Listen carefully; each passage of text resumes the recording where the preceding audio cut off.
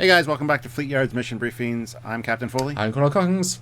Hi guys. And today, as always, we're going to look at a ship from one of the multitude of the sci-fi universe, the multiverse, if you will, of sci-fi franchises out there. We've already covered one of the ships from this franchise, but it's time to look at the other big baddie ship. So what are we looking at today, Samuel? Well, we're going back to the verse of Transformers. Well, I say Transporters there, but Transformers, one of your childhood franchises, and we already looked at the Ark, if that's what it's called, Transformers Ark, the mecha, the starting point of Transformers. This is their villain ship called the Nemesis, and we saw it in that episode, so I vaguely know what it looks like, but I don't know anything about it, so I'm excited to learn all about how bad these guys get. So, first picture, I guess. Well, this first picture is actually the Nemesis from Transformers Prime. This is kind of the modernized version of it from the latest franchise. And it's a brutal ship. unlike the Autobot Arc that we saw with the gentle curves, and this is very pointy, very aggressive, very Decepticon-ish, I guess, if you will. So it's a fantastic, it's a warship. It is the flagship of the Decepticon fleet and Megatron's main ship. Megatron's the big bad guy, of course, as we all know. Or you should know anyway. So yeah. And they really did a fantastic job in redesigning it for Transformers Prime, as you can see here. I absolutely love this design, and it's featured quite prominently in Transformers Prime, so it really gets a lot more play than it did in the original G1 version. So as I said, this is from Transformers Prime, so it's not G1 yet. But what are your first thoughts on seeing this version of it? Fantastic look on it, I think. Yeah, I mean it's aggression incarnate. It's got a strange sort of space whale-y vibe with that mouth, that part. But again, Transformers are meant to be a living robot, so surely the ship is also a living robot. It's also a transformer in a sense, so presumably that face is its face. You know, that would make sense. Yeah, it would. The ship is just a ship, though. It's not alive. Why is it got a face, then? I don't see a face. Really? If you look at the there's a top point. Behind that top point, you've got a mouth, a top. It's like a whale. Think about a whale's front face. You got the eye, you got the front thing, you got the bottom bit that connects. Yeah, it's a face. Yeah. It could just be the angle of this one. I can see where you see the eye and stuff, but no, it's just. I think it's the way the camera's positioned. It really doesn't have that look, and it's not a sentient robot in and of itself. It doesn't transform. It's just a ship. So alive robots do build non-alive robots to house them. No, they build non-alive vehicles, not a robot. But they're also vehicles. But they're all also vehicles as well. I mean, they're all sentient vehicle robots. I mean, surely, a robot is just a machine with a computer inside. So surely, if this ship has a computer database in it, then it would be. I'm not kidding. I mean, I guess just think of it as sentience, but if it must have some sort of computer interface inside of it with some sort of AI-ish capacity to think and make decisions for the ship, automatic stuff. So, hey, anyway, I'm thinking too deep into Transformers lore. Anyway, but yeah, no, it's very pointy. It's not organic. It's very it's actually very rudimentary shapes. It's interesting. It's just like rugged sort of. We're going to put these pieces in because this is a gun, this is a gun, this is an engine, this is a It's very sort of that sort of. Straightforward design. There isn't many flourishes to it, but because there's so many points, it looks complicated. But I don't think it really is. There's a great after as well, which looks like a sort of a rocket and it's a very aggressive spaceship for sure. Yeah. This version takes on a lot of the aspects of like stealth technology from the military, the black hull plating with the very angular look and wings and things. And it has the purple glow, which looks really fantastic. And the purple glow is a nice callback to the original G1 ship, which, if we go to the next picture, you get to see. Not the best picture in the world, but that's the G1 version of the ship. Again, very angular, very pointy, very aggressive looking when compared to the Autobot ship. But it's purple in color to designate the Decepticons. So the new one, the way they use the purple glowing elements, much like the Borg use the green, really is a nice callback to this original ship. So, well, then I guess I got to ask you, what did you think of this ship when you first saw it? The actual G1, the real Nemesis, the first one. Well, That was so long ago, and it was just in the first episode, really, because then it crashes on Earth, and there's speculation as to whether it crashed in the ocean or on land, because they find it on land in one episode, but they use it as a base underwater in most of the series. So it's kind of iffy. I think it crashed into the ocean, personally, but anyway, that's another story. I don't remember my first impressions of it. I just know that I always thought it was a cool-looking ship when I finally did see it. I mean, because when you see it as the underwater base, it's just you see part of it crashed. Yeah. So I remember seeing that more than the actual ship itself when I was growing up. Right. But yeah, I think it definitely speaks to the Decepticon culture of being warriors and this being a warship, where the Ark was more of a softer transport kind of ship. It wasn't meant for battle necessarily, because it's the Autobots and they're peace loving. So I assume you've seen every incarnation of Transformers as a huge fan. Yes. I've seen a few episodes of some series, but the series just wasn't worthy enough to watch the whole thing. So, but yes, I've seen pretty much every incarnation. For me, I saw Beast Wars when I was young. Loved Beast Wars, and then I saw a little bit of that show where they had mini Transformers, which could be like a bicycle, and it was so generic, whatever. Yeah. And then obviously the new movies, which are fine, and that's my main. I mean, I put more effort into that than any other Transformers, so clearly that's what the culture currently thinks of Transformers. So knowing what I know from that, obviously compare it back to this, the purple seems a little bit odd, but hey. You mentioned Beast Wars. The Nemesis is in Beast Wars in the final few episodes. Megatron finds it underwater. Nice. And Tarantulas had found it prior to that and fitted it with transwarp drive because he wanted to escape the planet. From the Borg or from someone else? No, from the Decepticons. Oh, wow. They have transwarp. Nice. He just fixed it, and yeah. But anyway, so yeah, it's a very dark purple in that one as well when it rises out of the water. It's not as cartoony as this purple, but when I look at this design though, what I see it's exclusively a spaceship in the sense that this would be very impractical.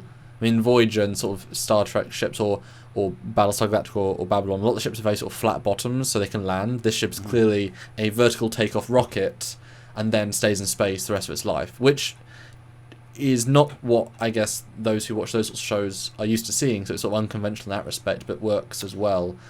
When I looked at it though, my the thing I can't go away from is it looks like Concorde with extra fins. It does, yeah. And that, as soon as you said Concorde, I see it now. I didn't even consider that before, but that's interesting. So as soon as I say that, it looks super basic and like ape brain. Like they didn't think very far. They just took a conventional shape of that. I don't know if that era, sort of probably roundabout there, or the future of plane technology was Concorde. Let's make it like that, but then sort of double it and then add more fins. So it looks very rudimentary and like a plane in space. And I don't think aggression exactly from this.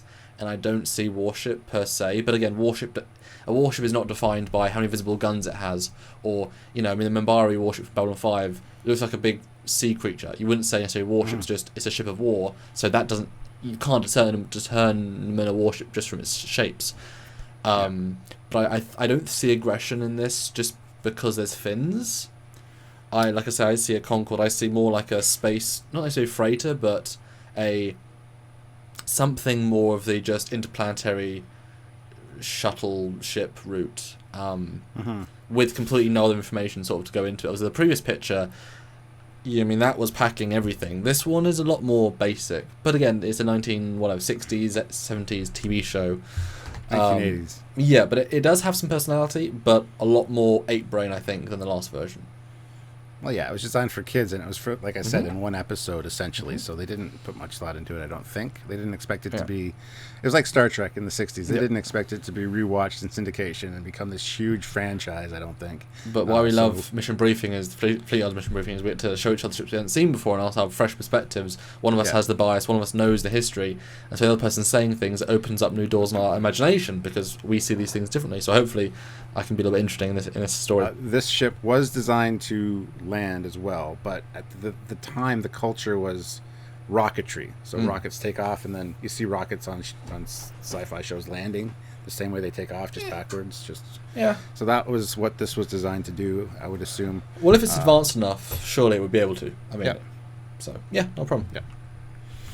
So, next picture, we got a shot of it from behind. Again, I think I see aggression when I see this, but I'm comparing it to the Autobot ship, and I know what the Decepticons are like. They're designed specifically for war, so you know, you don't necessarily see that. But well, I know it, but I'm obviously less biased. This one looks more like sort of Thunderbirds, the space Thunderbirds. If you added 2 more fins to either side of the other 2 fins, it'd be Thunderbirds 4, very basically. Not a bad thing, but again, there's a certain amount of things you can do with a rocket. There's a limitation with the rocket design. But I do like the engine placement, going against this, having a rectangle shape goes against all the other shapes, which is good. It shows engines. It's actually kind of I kind of prefer it from the back. It has a bit more. Although to be fair, I would have cut off the second fin. Everything would look better without it being as symmetrical. That's just me. Yeah. I can see that. I mean, there's a lot of things. I would like to design my own version of this. I think I can do a really fantastic job. But I think, as we started the show with, the Transformers Prime version, I think is the creme de la creme, the reinvention of the Nemesis. It's got a lot of things that carry over from this one and all the other ones that we've seen over the years. It's the pinnacle of the Nemesis design as far as I'm concerned. So cool. Next episode is from one of the comics, one of the IDW adaptations, and this shows the arc with the Nemesis has tractor beams locked on because right before they crashed, the Decepticons boarded the Autobot ship and were on board when the ship crashed. The Nemesis then crashed in the ocean, so this is another reinvention of the basic design we just saw from G1. Yeah, I like this design. It's certainly a refinement. This has more aggression to me, but I think so the shape's more integrated. And the way they're angling, the rocketry is now pointing the other way. It goes against the natural curve of the rocket, which works, I think, for its favour. A lot more aggression because it's pulling forward or pushing forward. So yeah, this is more a warship to me for sure. And the fact the fins are different on the top and the bottom says to different functionality. So yeah, I like this one quite a lot. So the next one is the shot of it crashed underwater, which is where it was supposed to be. Like I said, in one episode they uncovered it on in Peru or something. But I think it was just an escape pod from the ship, as far as the story goes. But. So is this the original G1 episode screen cap? Yes, this is one of them, yeah. They actually have a tower that extends out of the ship that goes above the water, and then they leave via that. Huh. So yeah, the ship's underwater for the entirety of G1 series. So I see the ship, but I see also other things sticking out of the ground. Is that the ship too? No, that would be they've constructed more base elements to it underwater. Okay. Yeah, thought so. Okay, cool. More detailed than the first shot we had, but I guess it's a close up, so I like it. Okay. The next shot is, like I said, that tower that goes out of the water. Okay. This raises up, and then the platform opens, and that's how they get in and off the ship, because all the Decepticons can fly, so unlike the Autobots. So I think that's a neat addition. We are the military arm of the Cybertronian government, aren't they? So yeah, they were specifically designed to be military hardware. Yeah, so giving them flying ability makes way more sense. Yeah. Well, in the first episode, even the Autobots could fly, but it's just one of those idiosyncrasies. The next shot is just a cutaway. Again, this is the IDW version, a little more aggressive with the points facing forward. That they redid based on the G1, and I think it's really nicely done. Like the G1's, it's the G1, so you have to love it if you're a fan.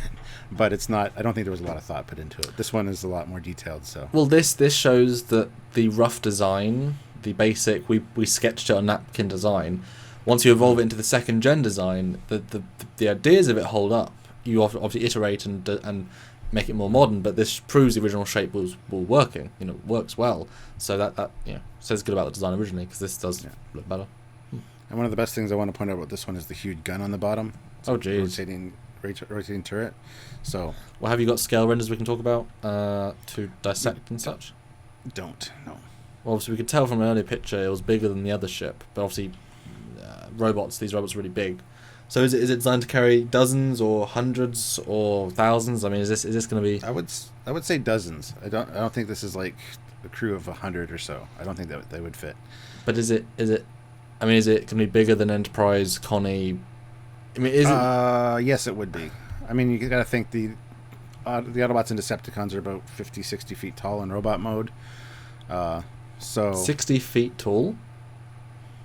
Yeah. 60 feet. It's only bigger than the movies, I feel like, like Bumblebee was not 60 feet tall.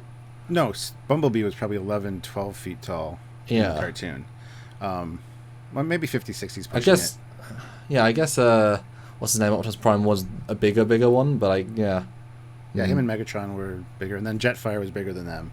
So, I mean, there's all different sizes of Autobots, but I don't think that these ships would hold more than just a couple dozen. But I suppose you don't, like, for example, if you have someone who, you have your one guy that's a specialist that's that big, he also needs to transform, which means you have to have the bigger space, because obviously it's not an efficient transformation. Things have to go out and in, and you need more space.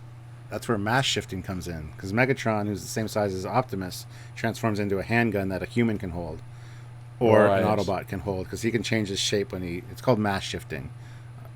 They're sentient robots. Why the hell couldn't they have advanced technology? Yeah, Cybertronian tech. But I know we talked about last time about they don't need air, they don't need water, they don't need food, they don't need all these. They need energon. They need energon. They do. They don't need 90% of the things we need to live. Therefore, the space their ship, and they are themselves their transport. So they don't need what's most of their ship made of, space wise. It can be a teeny ship. All it needs to do is have corridors big enough to put everyone. I mean, they can all just sit in the bridge all day because they don't need to rest necessarily. I'd be intrigued as to how you'd flesh out a ship like this where there is no reason. And I mean, I know they didn't go into it, but at the start of the show, any of the shows, do they know human life? Like, do they understand all this other life exists in the universe? Mm-hmm. So they have explored. Organic life. Okay, so I guess they might have designs in their ships so they can support other life because they want to meet them and chill out. Well, I guess possibly the Decepticons wouldn't, but they might have a deck for Briggs. I suppose that would be the only reason to keep air resources. Yeah. I mean, you wouldn't put air supplies in the bridge because then a human could go and take over your ship. You wouldn't have air because then they'd be dead. Yeah, there's a lot of inconsistencies in that kind of regard when it comes to Transformers. Humans breathe where they shouldn't be able to. Anyway, next picture. This is just kind of a shot of what the interior of the ship would look like. One of the monitors. A lot of detailing and greeblies on the walls. The purple color. Does it do stuff? I mean, normally plating has a reason. Is it just very badly made that they're just going to put plating everywhere? I don't know. Again, just for looks. I don't think much was put into it thought-wise. So a lot of very small monitors. Although I mean, those pads must be actually kind of huge because a finger from an Autobot is huge. So there's yeah, cool. And the shot after that is just the main view screen on the Nemesis that Megatron, the main command module. He's talking to Shockwave there. So view screen, not window. Then that's good. Yeah, it's an actual view screen. Yay! Exactly. And those ceilings are huge. I mean, is that Megatron? That? Yeah. So those ceilings are what? Double the size of him? Yeah, easily. So at least on the bridge in the command module. Right. I'm sure the corridors are a little bit smaller, but so the ships might be 3 decks big. Could be. Doesn't need to be. I mean, if you say a person is as big as that guy's foot, then that is 8 decks, 5, 6 decks. I mean, you can be looking at one dude is the entire size of the saucer section of a Connie. So clearly, hold on. For size reference, his black leg there, the black part, a 6-foot person would probably come just above halfway of that. To give you an idea of how tall he'd be, just a little over halfway of that. So he's literally the size of the secondary hull. Yeah, that could be of a Connie. So this ship is going to be very, very tall, at least. Yeah, it's a bit. Jeez, this guy could walk. Basically, this guy could walk all over a Connie, as if it's just the floor, just an average sort of. This saucer, I could walk this entire saucer in less than 6 seconds. That's crazy. Yeah, that'd be a great scale chart to see. How big he is. That really says humans. Humans should not win. I mean, these guys just in pure size.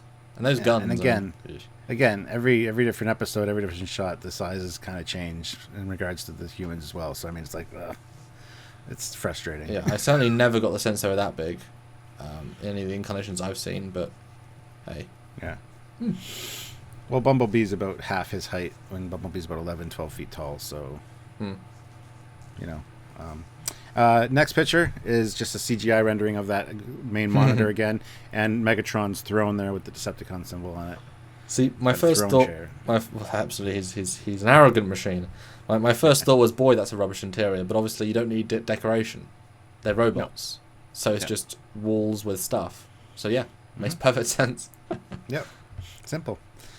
The next one I just threw in for fun. This would be one of the windows looking out at, because they're underwater right now. So this is what they'd see when they're walking down their corridors. Yeah, I thought, why not? Hey, go for the view. I like it. Yeah. The next one is interesting. This is from Transformers Prime. This is the main command deck on Transformers Prime, Nemesis, and it's got it's got a huge area, and a lot of floating monitors that reconfigure themselves and stuff depending on what they need.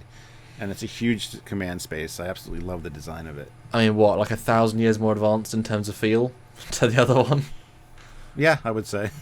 Thousands maybe a bit much, but well, I mean, this is radically different. I mean, certainly, stylistically, this is very interesting, and holds on to some of the stylings that of the exterior by having those broken up shapes, very pointy. So that's a neat design.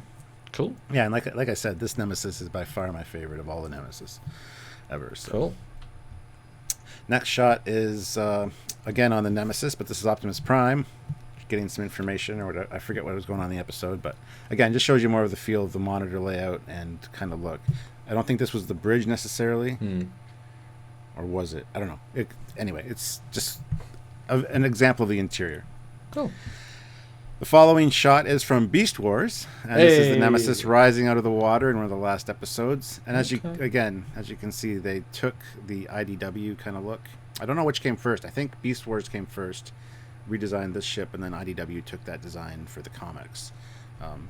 Yeah, it's certainly an iteration. I like it. I like hard to see, but yeah, you can't see much in this picture, unfortunately. But it does have gun turrets on the bottom that he used to blow away quite a few things in that episode. It's only more fleshed out for sure. Nice. Yeah. Next shot again is from Nemesis. This is kind of a shot from the front. Not from Nemesis. This is a shot of the Nemesis from Transformers Prime. Oh, okay. Yeah, you can say it's not a face. It's just pieces. Yeah. Yeah, and it's just this is a different angle, so you got those pointy bits at the front. That, looks like the scimitar from this angle, the way the wings are. Yeah. From Star Trek, I mean. Yeah, absolutely. Huh. And that must be its space configuration, because the next shot is it in atmosphere, and the extendable things have been retracted back in. So okay, it is a little bit reconfigurable. Yeah, very different feel. Feels more like a pirate ship now. Yeah. Yeah, very aggressive. I mean, it's certainly this more got. Well, this is a very Narada feel, with the outer points. Yeah, I like that a lot. Actually, I never really considered that, but you're right. The next shot is also very cool. This you kind of get a face feel again from. This is it in orbit, but I can see the eyes and stuff that you were talking about earlier. That is that's mean. Yeah, you don't get that coming at me. You don't get any sense of scale though, and I don't understand what anything could be in a sense, because I see the sort of grilling at the front. I feel like that's a deck maybe, but there's nothing here to give me any like. Well, they're robots. They don't need windows per se. Although in Transformers Prime, there's quite a few episodes where the top part of the ship is like a landing deck for like Starscream when he's in jet mode or whatever. It's kind of like an aircraft carrier deck. So you get a sense of scale with those shots. Again, the Transformers Prime robots aren't as big as the G1s, I don't think. They're comparable, but... Very cool, though. Yeah, this is a terribly mean shot ship. It's hard to find good pictures of the Nemesis, unfortunately. There's just not a lot out there. You found a whole load there, so that's good. Yeah. And the last picture, this is the first picture, just kind of cropped with the information out of it. And I had to end on the one I like the best. Unfortunately, it's not the G1 version. A lot of people are going to roast me for that. G1 is where it's at, I guess. But without G1, this wouldn't exist. So you got to give G1 a little bit of credit, even though this is my favorite. So that's the Nemesis, a fantastic enemy ship. Lots of iterations over the years, and it's something that evolves with the times. And I really like the latest one here. So that's all I have to really say about it. So I guess I'll ask you one or two little sub questions. I mean, how powerful would you have said this ship was comparative to other universes, or compared to Star Trek as we tend to do? This could definitely take on a, let's say, I think I'd probably go toe-to-toe with the Daredex. I mean, it is fairly big. This one would probably be the size of the Enterprise D, at least. And I know it does have quite a few powerful weapons when it's fully amped up with Energon, which it never really is. Because Energon's kind of a resource they need and don't have a lot of. So. Okay, so, and they use energy weapons, I assume, and they use sort of torpedoes as well, or is it all sort of lasers, or? They use energy-based weapons like plasma weapons and lasers. I would assume, I guess, especially for G1. As for torpedoes, I'm not really sure. I don't think so.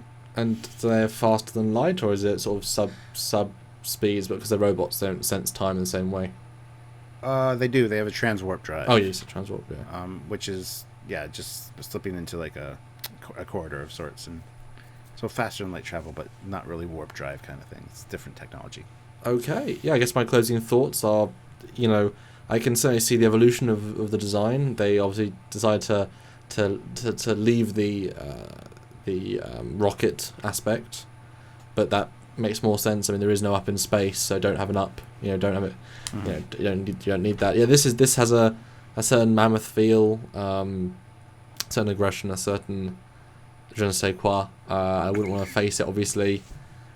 I want to see scale. I want to understand the internal space. I mean, I feel like for this sort of race, it would be mostly physical. The engines, because we don't need the space for hydroponics, so let's put in 3 more engine reactors so we can go 3 times as fast, and then let's put more guns in. Let's give more equivalent of batteries so we can charge them up faster, and then just have 3 decks of space, and everyone has one, like Bender. Everyone has a broom closet they then stand in and sleep in, and then they come out. And they don't need to sleep. Yeah, I think the Nemesis also has like energon projection facilities where it takes raw energon and mills it and refines it into refined energon that they can use. So, cool.